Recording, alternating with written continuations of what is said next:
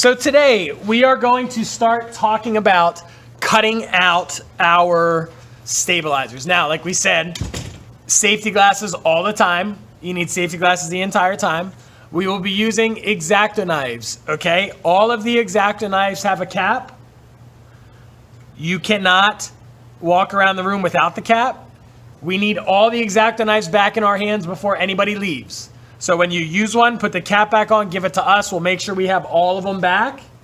And then you guys can go. Now, when we are making our stabilizers, we have our template that we made on the oak tag. We are going to use this to cut our stabilizers out of foam core. Now, most of you will be able to get 2 stabilizers out of one of these pieces. So make sure when you're laying them down, you orient them correctly on here. All right, so the first thing we are going to do is we are going to trace our stabilizer.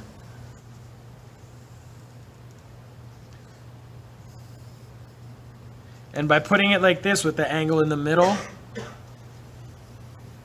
I'll very easily be able to get 2 out of it. Okay, so if I flip it around like this, I'll be able to fit another one up here. And then we won't really waste any foam core.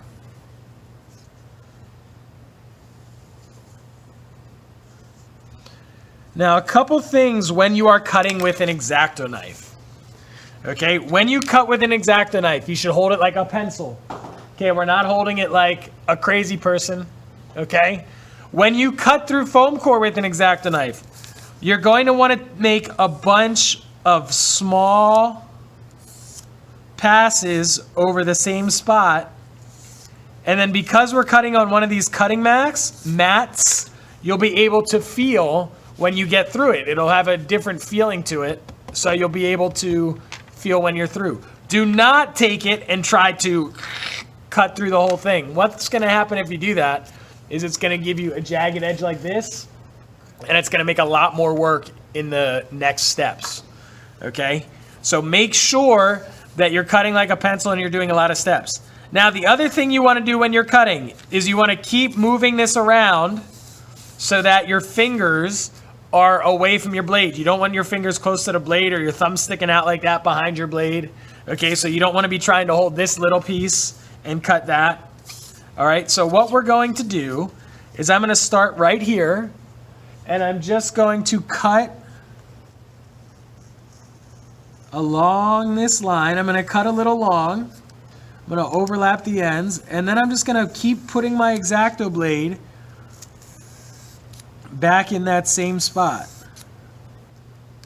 And it might take 5, 10, 15, however many passes it takes to get through. Okay, now I can feel I'm hitting the cutting mat and I'm through.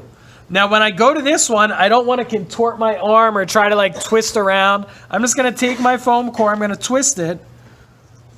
So I'm cutting basically in the same orientation. You can see I'm cutting a little long again. I'm starting back here. And I'm not putting a lot of pressure on this. You can see I'm cutting very lightly. And I'm all the way through. Now, I'm going to do this straight line next. So I reoriented it. So I'm still cutting basically the same direction.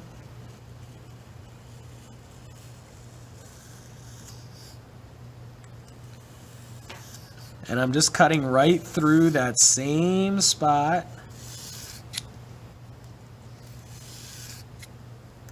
And you can see it takes me, I don't know, 10 passes to get through, something like that. Okay, that's through. Now this one here, okay, and this is basically off at this point. So I'm just going to cut this off.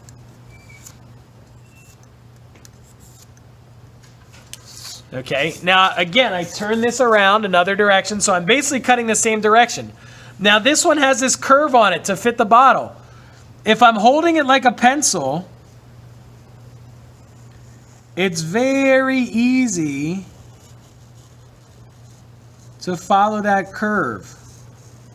If I'm holding it like a psycho out of a horror movie, it's much more difficult to hold it and follow that curve, okay?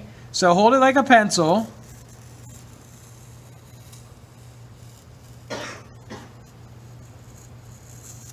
And you're just gonna do the same thing. You're gonna make a bunch of passes in that same groove.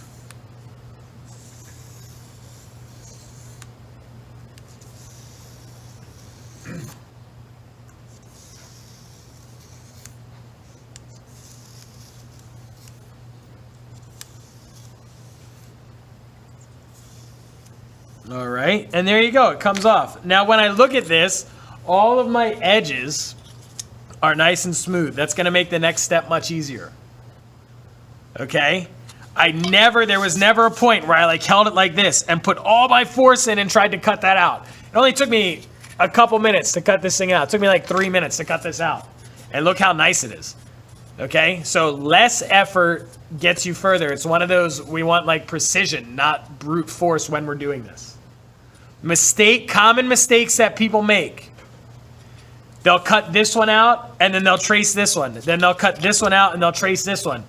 When you're laying out your stabilizers, always trace your pattern. So trace this pattern 3 or 4 times. If you keep tracing this, it becomes like a game of whisper down the alley. Every other one gets a little different, and at the end you wind up with 4 stabilizers that are all different sizes.